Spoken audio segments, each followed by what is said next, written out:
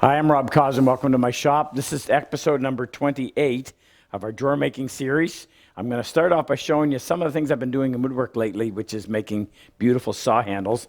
And then as far as the drawer making go, we're going to get that piece laminated back onto the front. We're going to recover that drawer. Stay tuned. You don't want to miss it. I want to show you what I've been doing mostly for woodwork in the last, how long? 5 years. 5 years, really? I don't do furniture commissions anymore, except for my own house, which is busier than I normally would be with any customer base. But I've been really enjoying making wooden saw handles. So I have a friend. His name is Mel, and he owns a business in Burlington, Ontario, which is just west of Toronto, not very far. And Mel Exotic Woods is the name of the business. Has probably the biggest supply I've seen of wood, period. And so whenever I go there, he's always got some fantastic stuff stored away out back, and we go find it, and next thing you know, I buy it. Spend a ton of money there. So here's a piece of English walnut that I got from him one of the last times I was up there. So that piece of wood, I'll just give you the dimensions because I'm sure some of you are interested in this. Piece of English walnut that is 1 inch and 3/8 of an inch thick, probably somewhere in the neighborhood 24 inches wide and 47 inches long. Now there's a big check down through here. There's several checks on there, but it's usable. So that was $220, which actually wasn't bad. And here's another piece too. I had another piece. Beautiful wood English walnut. It's my favorite. Of all the walnuts, it is my favorite walnut. So here's what the handle looks like after it's all been done. You sometimes can't see it on the camera, but there's some curl in there. And it's just got some really nice colors. English walnut. Alan Peters always loved English walnut. All right. Next one is Cocobolo. Some of you may be aware of that. It's South American wood, really hard, really dense, extremely colorful. Can't stand the dust, kills me. It's kind of got a cinnamony smell, maybe. And it has, you can get it with purples and reds and browns, and it's just yellows. Yeah, it's got a orange bouquet of colors. Orange and naturally oily. So there's the Cocobolo handle. And I hope the light is just right so you can see some of the colors in that. It's really pretty wood. Very dense, very heavy. This is Pacific Yew. Now there's English yew, which is a very fine wood. Pacific yew looks very similar. This is the first time I've worked with it. Now, it may not look like much, but it's actually quite heavy for a coniferous tree, meaning it has needles, not leaves. It's actually heavier and denser. Yeah, it is. And it polishes up beautiful. I'm threatening to make one for myself, but it's just a gorgeous wood. I really, really like it. It just, the feel in your hand is wow. Lovely stuff. And to save the most expensive, fairly expensive too. I don't remember what this one cost. This one I do remember. How could I forget? So this is a piece of pink ivory. Now, I didn't want to dig it out, but if you look here, this is all the treasure stays up here. So this piece of pink ivory, the board was, before I cut it, so that was 5.5 feet. So the board was a little over 7 feet long. The average width, I guess, and say 12 inches. And it was close to being a full inch thick, but look at the checks. I mean, it's just polluted with checks all the way through it on both sides. So hard to find a solid piece. The white or the cream area is the sapwood. The pink is the heartwood. I never thought, I was not aware that they grew this big. So I snapped it up when I saw it. But that piece of wood was $1,180. But when it's probably one of the hardest.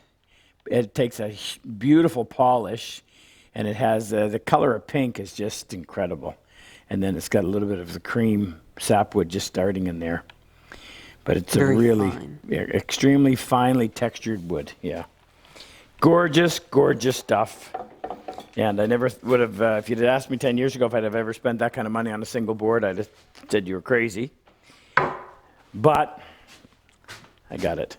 Now, the next one I'm going to make that I haven't made one yet out of is Osage Orange. And this is extremely hard as well, but it's much more open pore, so it's a little coarser texture, but yellow, and I think it's very dense as well, so that's going to make an interesting handle. All right, there's another piece of, there's the rest of that broken piece of, see, I mean, sometimes the prettiest wood has got all kinds of defects in it, so there's all kinds of crap going on in that, but I don't need a very big piece in order to get a good handle. This is more of that English walnut. Okay, let me put all this stuff away and we'll get started on the drawer front. Okay. Now, Jake lost, because you lost. The bottom is staying flush. The material will be taken off the top. I was right. I just had to throw that in. No, you lost. No, so I was right. I'm You going went to with your I'm going to decision, cut but I some was right. MCP, and I'm going to clamp it on. I think I'm thinking out loud. I'm going to clamp a piece of MCP, melamine covered panel, like this, Did Ken leave us in? and a piece over here, so we can set that down in place. I'm going to have another piece inside to take up the full width to make this caul a little bit bigger, but also to protect this from the clamp. I'll put another piece on the outside that I can be able to clamp here, here, here, here, here, here, here, here. So now, as far as keeping it, I think if we have the two on the side, that'll be enough. And then all we have to do, my primary concern is we cannot before it's forced into a position where we have to take material off of the side. So that has to stay perfectly in line this way. If the caul is just going to be the size of this piece, so we'll be able to tell exactly where that piece is in terms of whether it's slid down or slid up. And we'll hold that in place and feel it so it's flush in the bottom. And then we'll go ahead and clamp that in place and we're going to use same glue we always use, Type Bond 3. I should do a commercial for those guys. Oh, by the way, if any of you, if you're interested in those saw handles, they're on our website. So if you follow my finger up there, follow that link, it'll take you and you can check out all those different exotic woods. I'm only supposed to do this so when we actually have them made, we put them up there. So don't call me for a custom order, I get in trouble. Okay, give me a... Actually, I just need a notepad. Just cut up what we need for pieces and then I'll just go do it. So, all of this stuff is 3 inches wide. So we're going to want, for the inside, we're going to want 3 by 13 7/8. And for the outside, we want 14 3/4. And then for the sides, if we went 4 1/2, it'd be good. 2 of them by 3. All right, meet you at the table saw. Okay, this stuff is really good for doing this type of work because, especially the 3/4, it's thick enough to help disperse the pressure of the clamps, and nothing sticks to that, so good stuff. So I'm going to rip these into 3-inch strips.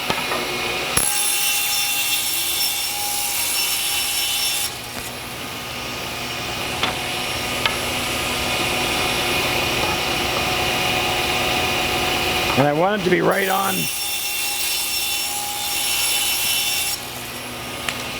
3 inches. So then all I have to do is keep everything flush, and you're not trying to guess where the piece of wood is that you're gluing on.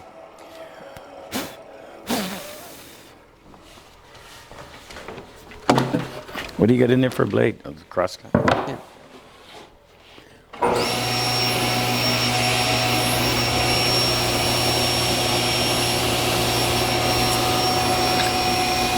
$14 3/4.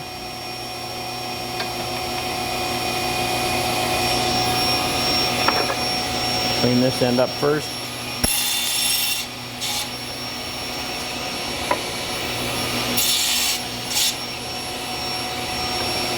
And 4.5, and it's not that critical.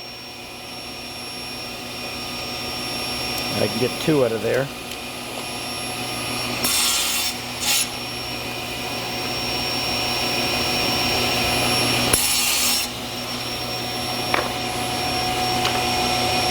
Last one is 13 7/8.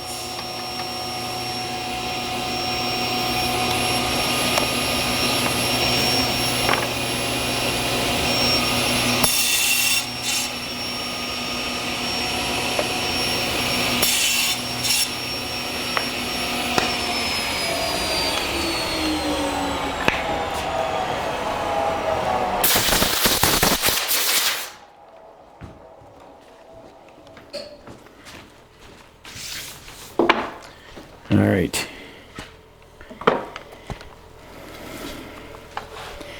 So somebody wanted me to write a big up, so I don't accidentally screw this up. Outside, top, just like that. So the first thing we're going to do is put these on. Like that. Yeah, they just barely need to come out over the end. Assuming this is going to work the way we want it to. I don't want marking up the inside of that. This one will go on the inside. Just like that. Now, we've got to put something in there to protect that. It's got to be nice and smooth. I'll just take another piece of that stuff.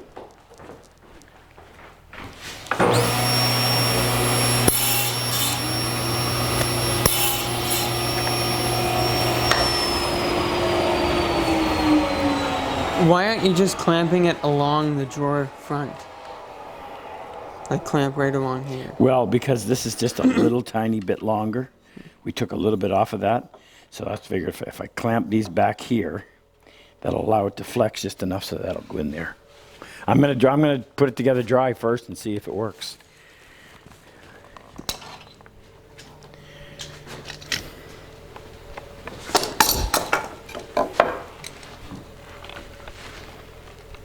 What am I doing? I didn't know. You didn't say.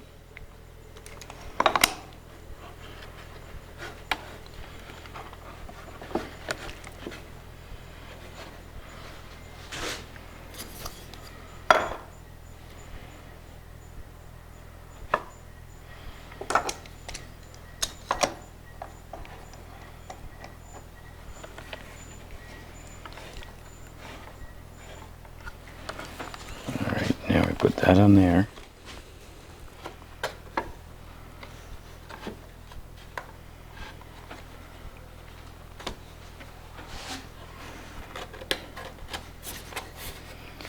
Like that.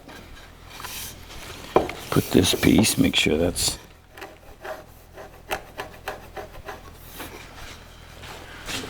I don't want anything creating a dent. Like that. Now I'm going to use a lot more than this, but I'm just going to squeeze this. By the way, that should disappear, that joint line.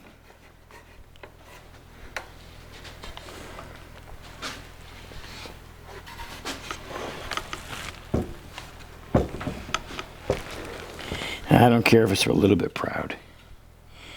That's good to go. Okay, so what we can do is stand this up on its end. Those pieces will keep that middle one from falling out. Can you put it in the vise somehow? What? No, I'll just do it like that. Just gotta make sure I put that on right. Okay, so we've set that like that.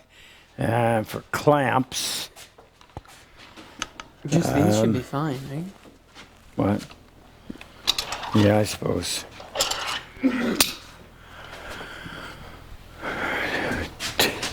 Two. Actually, shoot, I wanted to get that closer. I want to get the perimeter, the close. I want to get the outside. I want really good clamping pressure out there because that's, you don't want a gap there at all. So I got, these are in the way, but if I can clamp from, what I'll do is I'll clamp on from the right bottom of there. that MCP. So 2, 4, 6, 8, 10 is what we need. See.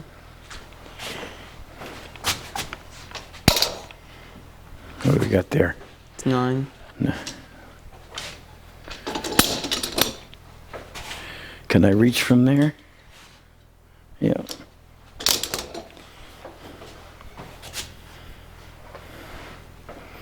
You can grab one of the small ones. Now, glue.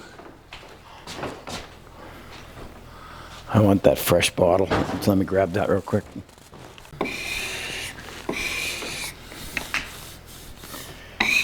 Some residue from that double-sided tape. Okay. Let's go.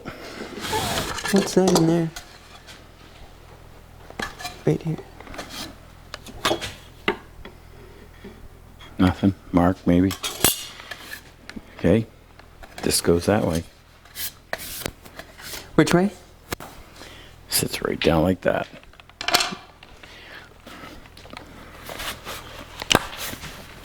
Don't go crazy with your glue.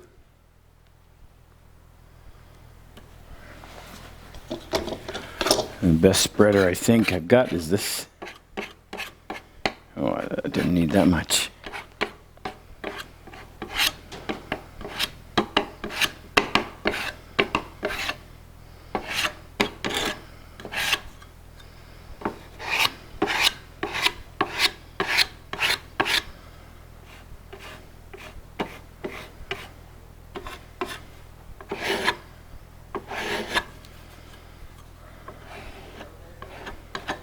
Particularly on the outside, I don't want any area where there's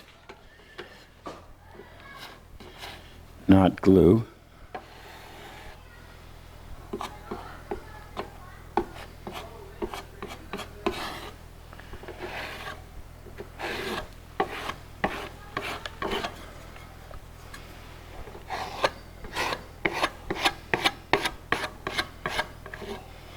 Okay, that's good.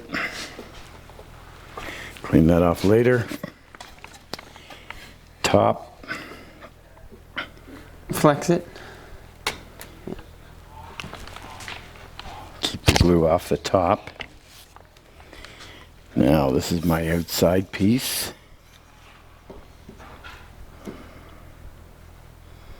Now I'm going to pay attention to the bottom.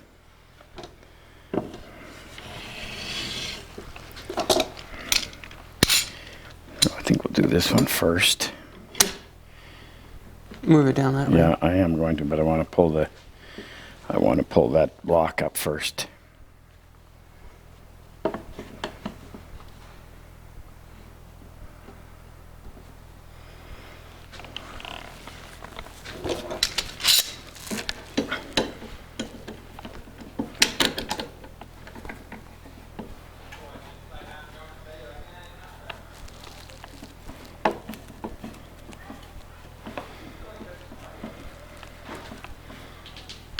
This could come this way a little.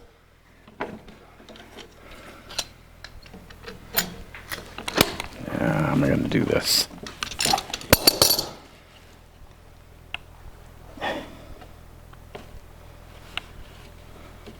I'm just checking to make sure that I got the same amount on both ends.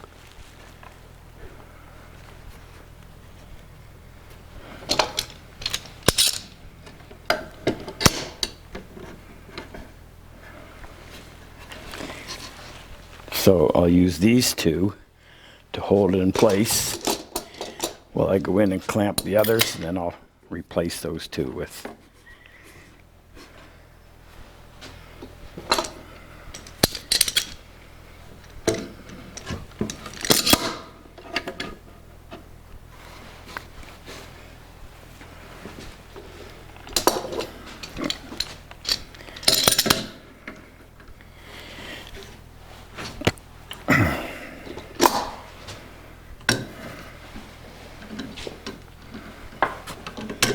So I remember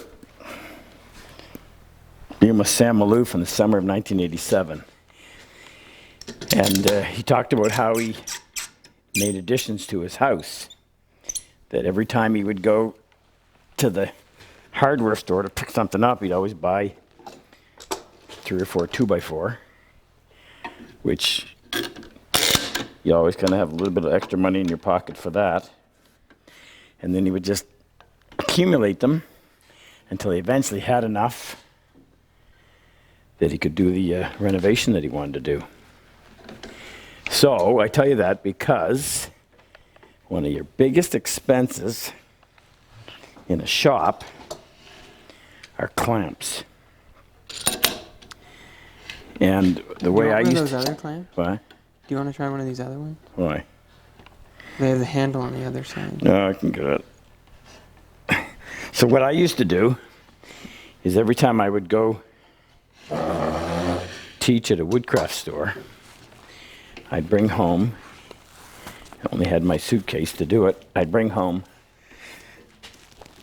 1 or 2 clamps, usually 3 or 4, but sometimes it was 2. And over time, you accumulated that rack you see behind me. That rack you see behind me, it's double-sided, so everything you see on this side, you got on the back side. And then you had all the clamps you needed without facing this monstrous bill. I can't tell you how many thousands of dollars are represented on there. And they're the good ones, too. Don't buy cheap clamps. Okay, so that's good. I have just a little bit. This is on the bottom side. Now, it's not moving anywhere, so I'm going to take these outside ones off. And that's just a little bit proud. And if this is the same way over here, I'm laughing.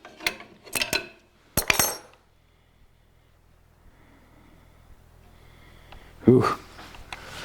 That is awfully close to being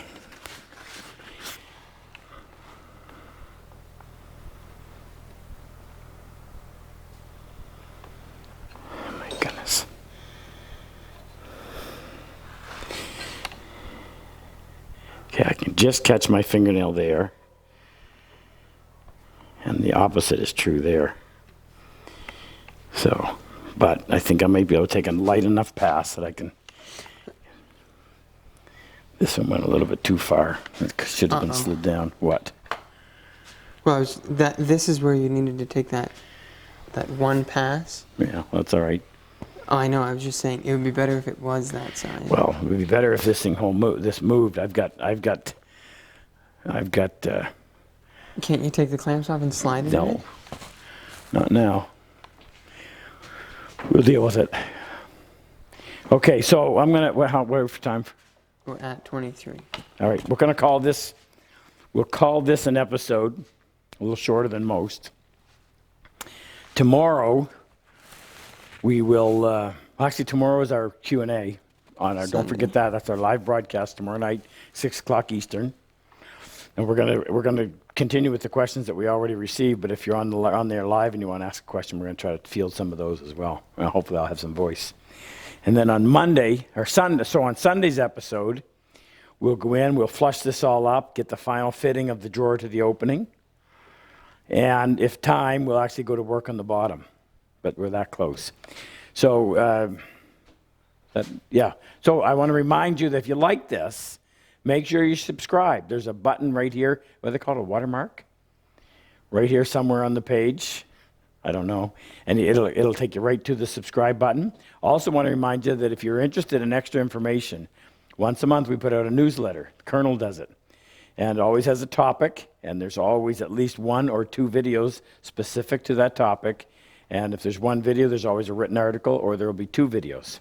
And we don't release those to the public for 5 or 6 months afterwards. Tons of good information in there. You can get that by going to our website. We'll put a link in the bottom down in the description on how you can register for the newsletter. All right, and always interested in your thoughts. So if in watching this you think, Rob, why didn't you do this? Why'd you do that? Or if you have questions about why something else, by all means, put the question in there and we'll try to get to it. Can't promise you can answer or comment on everyone, but we try to at least acknowledge that we received it. Okay, have a good weekend. We'll see you tomorrow, Sunday.